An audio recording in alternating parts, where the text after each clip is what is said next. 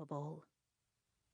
It took 20 minutes to walk back to Vela, and in that time uncertainty settled into Chi's bones. Was her hunch in assuming the coronet would want blood correct?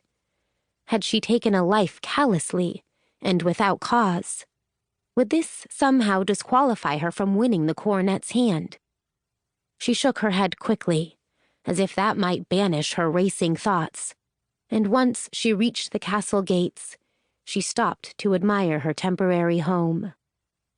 Edo's castle loomed over Vela, high on a hilltop, and surrounded by a thick forest of aggressive-looking trees.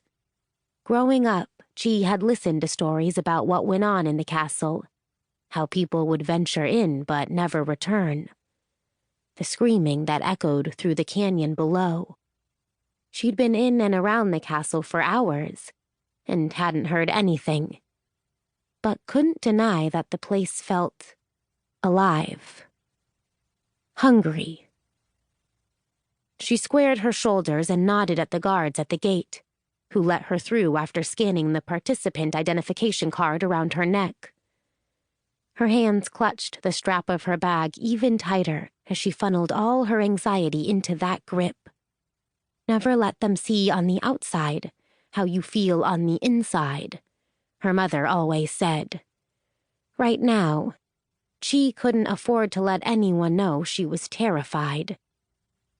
2 other participants were already waiting in the front courtyard of the castle when Chi approached, and she silently swore. Hopefully, being first didn't hold much weight in this competition.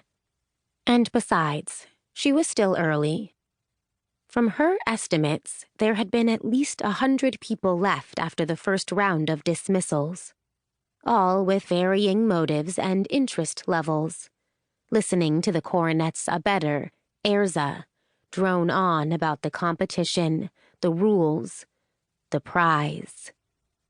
The coronet would be reaching their 17th year on Saturday, and as tradition dictated, they would need to have a betrothed in place for a year-long engagement and marriage ceremony to come on the occasion of their 18th birthday. Normally, or at least for the short duration of Chi's lifetime, royals had their betrothed already, and an engagement celebration would simply be a formality. But the coronet hadn't had any suitors. They had hardly shown any interest in the typical royal courtship traditions. They hadn't shown interest in much of anything, beyond maintaining their garden. She eyed the black roses to her left, and smiled a bit. The coronet had an extensive assortment of dark flowers, plants with beauty and lethality, trees whose twisted branches looked haunted. The whole courtyard exuded a sickly sweet scent that seemed designed to draw in unsuspecting victims. It was beautiful, but not everyone felt that way. And judging by the faces of other suitors waiting in the courtyard, these people didn't understand the coronet the way Chi did. She'd followed the coronet's life closely, ever since her mother had mentioned one day when Chi was small that she and the coronet shared a birthday. She wasn't much concerned with celebrating her own birthday, but it fascinated her to have a connection, no matter how superficial, to a royal.